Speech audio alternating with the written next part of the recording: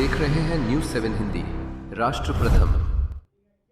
नमस्कार, मैं हूं आपके साथ काव्या मिश्रा और आप देख रहे हैं न्यूज़ 7 हिंदी। आइए नजर डालते हैं बिहार के कुछ खबरों पर। बिहार के बोधगया में म्यांमार के राष्ट्रपति यू मिन आंग हलाइंग महाबोधि मंदिर पहुंचे। इस दौरान उन्होंने मंदिर परिसर में दर्शन पूजन किया और बौद्ध परंपराओं के अनुसार श्रद्धा अर्पित की। राष्ट्रपति के दौरे को लेकर सुरक्षा के कड़े इंतजाम किए गए थे।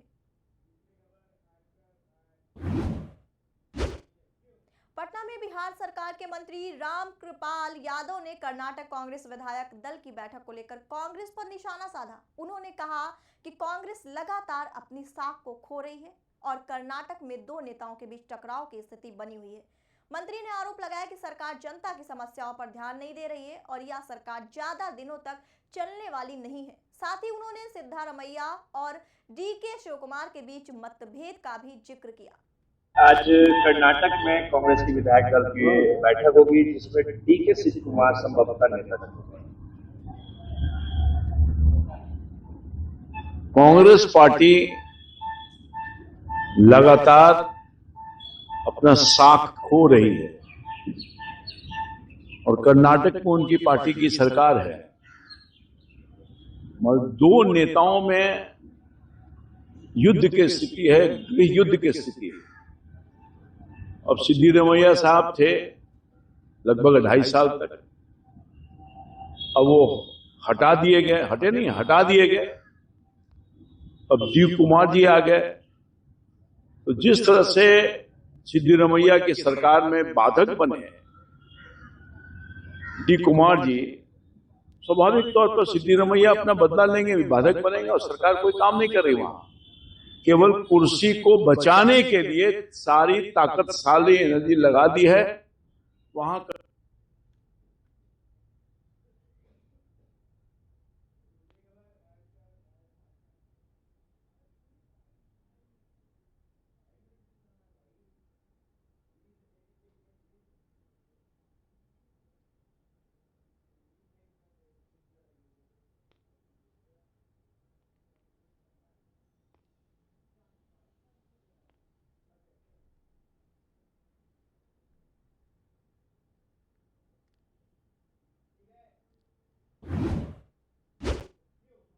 पटना में जेडीयू नेता संजय कुमार झा ने नीट यूजी 2026 पेपर लीक मामले पर सुप्रीम कोर्ट के फैसले को दुखद बताया।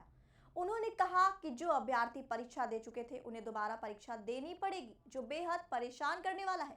संजय झा ने कहा कि मामला सामने आते ही सरकार ने तुरंत परीक्षा रद्द कर दी और किसी भी तरह की छिपाने की कोशिश नहीं की। उन्होंने आगे कहा कि भविष्य में ऐसी घटनाओं को रोकने के लिए सरकार समाधान जरूर निकालेगी।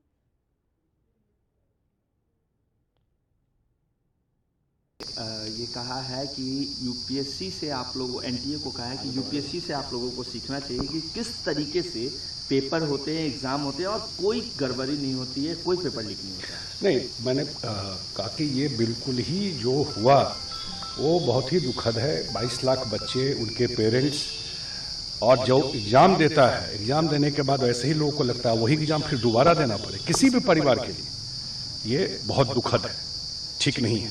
लेकिन मुझे लगता है कि जिस तरीके से जब ये बात नॉलेज में आई और सरकार इमीडिएटली इनिशिएटिव लेके पूरा एग्जाम कैंसिल कर दिया, सरकार ने कोई छुपाने की कोशिश नहीं की या कवर अप करने का कोशिश नहीं किया, एग्जाम कैंसिल किया कि फेयरनेस रहे, किसी बच्चा के साथ अन्याय नहीं हो।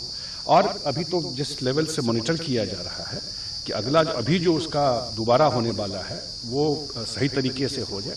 अब मुझे लगता है कि सरकार जिस हिसाब से संज्ञान ले रही है, अगली बार से फुल प्रूफ, निश्चित रूप से सरकार फुल प्रूफ इसका कोई न कोई रास्ता निकालेगी। ये नीट मामले में सर एयरपोर्ट का भी सवाल है। हाँ, ये मैंने अखबार में देखा है, मुझे जानकारी नहीं है, लेकिन ये फुल प्रूफ हो, इसके लिए जो भी करना हो सरकार को करेगी और करना चाहिए। महागठबंधन एकजुट हो रहा है सर एनडीए के खिलाफ। अरे महागठबंधन कौन गठबंधन है? महागठबंधन जिस दिन नीतीश कुमार जी छोड़ दिए उसी दिन सारा गठबंधन खत्म हो गया इनका। ये तो नीतीश कुमार जी इनिशिएटिव लिए थे ना, जब ये बात वो जब जगह घूम करके उन्होंने लोगों को जोड़ने की कोशिश की थी, तो ये तो हम लोगों को दिखाई पड़ गया कि ये लोग अपने स्वार्थ से जुड़ा हुआ है। अब चुनाव सब जगह हार रहे हैं तो फिर महागठबंधन करेंगे, जनता रिजेक्ट कर रही है। कोई गठबंधन इन लोगों का नहीं है। मन में ही इन लोगों को सत्ता में आने के लिए करते हैं। जनता के भलाई के लिए गठबंधन करें तो समझ में आता है। इनका एक ही काम है कि मोदी जी का विरोध करो, और कोई काम नहीं है, जनता के लिए कुछ काम करना है। इसलिए अभी तो सब एक दूसरे के खिलाफ लड़ के आए। अभी कल केरला में, तमिलनाडु में, वेस्ट बंगाल में एक दूसरे के खिलाफ ही लड़े हैं सब। तब कहां से फिर इनका महागठबंधन हो जाएगा? इनको अब इंट्रोस्पेक्शन कर रहे हैं कि क्या अरे अपना ना कमी देखना चाहिए। हम लोग तो देखे हैं इन लोगों का अपने स्वार्थ के अलावा, और उसमें कुछ बचा नहीं है उस अलायंस। सर बिहार का लाल है तो वैभव सूर्यवंशी देखिए, पूरा बिहार के लिए प्राइड का, देश के लिए प्राइड की बात है, और बिहार का बच्चा है, प्राइड की बात है। कल भी जो उसका परफॉर्मेंस था, मैं मैच देख रहा था, और नहीं शॉट्स 96 के अलावा उसके शॉट्स जो है वो तो इस टाइप का शॉट्स तो कोई हम लोगों ने बहुत रेयर ही देखा है। तो जिस हिसाब से परफॉर्म कर रहा है और जो टैलेंट है बिहार में, निश्चित रूप से अब स्पोर्ट्स में भी बिहार सरकार बहुत सारा इनिशिएटिव ले रही है, लेकिन रिमार्केबल टैलेंट है। माने हाल फिलहाल के दिनों में क्रिकेट वर्ल्ड में इस तरह का परफॉर्मेंस देने वाला शायद रेयर। मैं पूरे उनके परिवार को उनको शुभकामना देता हूँ, लेकिन बहुत बड़ा फ्यूचर, बहुत बड़ा क्रिकेट में देश के लिए भी और खास करके बिहार के लिए बहुत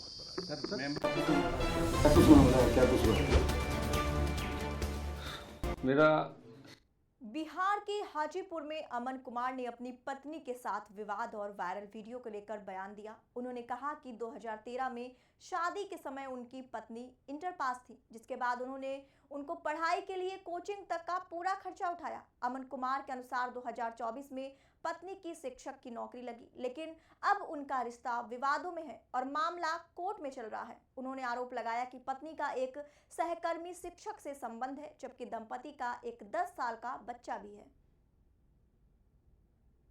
कुछ मामला है, क्या कुछ है?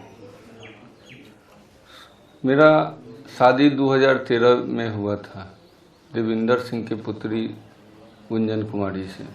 उसकी शादी उनके मामा द्वारा ही कराया गया था। हम शादी के बाद पहली बार ससुराल उसके मामा के ही घर में गए थे। शादी के समय वो इंटर पास थी। उसके बाद इंटर में उसका अच्छा नंबर होने की वजह से वो बोली जो हम आगे पढ़ाई करना चाहते हैं, मेरा शौक़ है जो हम सरकारी जॉब लें। तो हमने उसकी पढ़ाई को जारी रखा। हमारे पिताजी भी इसके लिए सपोर्ट किए। अभी दुनिया में नहीं है। 15 में हमारी माताजी एक्सपायर कर गई, 18 में पिताजी एक्सपायर कर गए। उसके बाद वो बोली जो हम अब हाजीपुर में ही रहेंगे, यहाँ नहीं रहेंगे, पढ़ाई का माहौल यहाँ नहीं बन रहा है। हम फिर हाजीपुर शिफ्ट हुए। हाजीपुर में वो कोचिंग की, पटना में कोचिंग की, हाजीपुर में कोचिंग की, बीएड की, मतलब इंटर के बाद का जो भी पढ़ाई हुआ सब हमने कराया। जैसे वो कहती गई वैसे कराए। पटना में आरजेडी नेता राबड़ी देवी को बिहार सरकार द्वारा जारी नोटिस के मामले पर विधानसभा अध्यक्ष प्रेम कुमार ने प्रतिक्रिया दी। उन्होंने कहा कि सरकार ने जो नियम बनाए उनका पालन सभी को करना चाहिए, खासकर जनप्रतिनिधियों को। इस मामले को लेकर राजनीतिक हलकों में चर्चा तेज हो गई है। राबड़ी देवी जी को आवास खाली करने का नोटिस हो रहा था, आज उनको आवंटित कर दिया गया है दूसरे मंत्री को। देखिए, सरकार ने नियम बनाया है, एक तो गाड़ी लगती है और सबको नियम का पालन करना चाहिए, और खास जनप्रतिनिधि तो निश्चित तौर पर सरकार की नीति के तहत हर मानवी को चलना चाहिए, ताकि जो उसके मैंने जो उसके कैटेगरी में आते हैं, मतलब उनको रहना चाहिए जाकर के। तो पहले जब थे तो सरकार में से तो रह रहे थे, उसके बाद भी रह रही थी।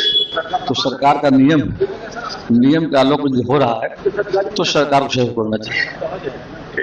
सर, सीबीएसई और नीट को लेकर धर्मेंद्र प्रधान ने कहा है कि बड़ी से बड़ी कार्रवाई जिन लोगों ने, बिल्कुल सही कहा उन्होंने जाकर के है। परीक्षा का आयोजन भी हो रहा है जाकर के है, और ऐसी जो चूक हुई है उसके लिए उन्होंने कहा है कि जांच करा करके दोषियों पर कार्रवाई भी की जाएगी। ऐसे अनेक लोग पकड़े भी गए जा करके। नीट मामला पे एयरफोर्स की भूमिका कुछ है। देखिए, एक बहुत बड़ा मतलब बड़ी संख्या में लाखों लोग भाग लेते हैं, देश के हर राज्यों के विद्यार्थी भाग लेते हैं। तो सरकार का प्लान है कि इस बार अच्छे तरीके से हो, समय पर हो, अच्छे तरीके से हो, पिछली बार जो भी चुक हुआ हो वैसा न हो, इसकी दिशा में सरकार लगातार प्रयास कर रही है। अमित शाह ने कहा है कि किसी भी कीमत को घुसपैठियों को देश में नहीं रहने दिया जाएगा। सही कहा उन्होंने, हमने पहले भी ऐलान किए थे कि घुसपैठिए जो है भारत के नागरिक नहीं जा सकते हैं और देश के लिए खतरा है। देश का डेमोग्राफी प्रभावित हो रहा है, कई राज्य ऐसे हैं जाकर के, कई जिले हैं बिहार में ले लीजिए आप, किशनगंज, पूर्णिया, अररिया, कटिहार का डेमोग्राफी बदल गया है। तो भारत सरकार का जो प्रयास है, जो बाहरी लोग हैं जो भारत के नागरिक नहीं हैं उनको बाकायदे वापस भेजने की योजना जो है उसका हर जगह स्वागत हो रहा है और सरकार घोषणा के अनुकूल कदम उठा रही है और उसकी जरूरत भी जा करते हैं। उससे देश से अर्थव्यवस्था प्रभावित हो रही जा करते हैं और देश के लिए मतलब उचित है नहीं कि बाहरी व्यक्ति मतलब आकर बिना नागरिकता कह रहे तो देश की गोपनीयता पर खतरा जा करते हैं। तो केंद्र सरकार का जो पहल है उसकी प्रशंसा मैं करता हूँ। सर 6 जून को सर महागठबंधन एकजुट होने की तैयारी कर रही है सर, क्या लग रहा है, कोई बड़ा बदलाव? तो लोकतंत्र है, लोकतंत्र सबको आज़ादी है, उसको कोई नई बात है नहीं। तो लोग जुड़ते रहते हैं, अलग होते रहते जा करते हैं। एक तो मैंने आप शुरू से देख ली राजनीति में जाकर, नई बात है नहीं जाकर जुड़ना, बिछड़ना, कुछ करना नहीं करना, ये तो आम बात जा करके है, अच्छी बात है। ठीक है sir, thank you sir. Rabri Devi ji को आवास खाली देने का नोटिस हो रहा था आज। चुने हुए इंग्रेडिएंट्स और फाइनेस्ट ग्रेडिंग से बनते हैं लाजवाब टेस्टी मसाले, राजेश मसाले। क्या चटपटा है राजेश मसाला, ट्राई करिए। अच्छा, राजेश मसाले।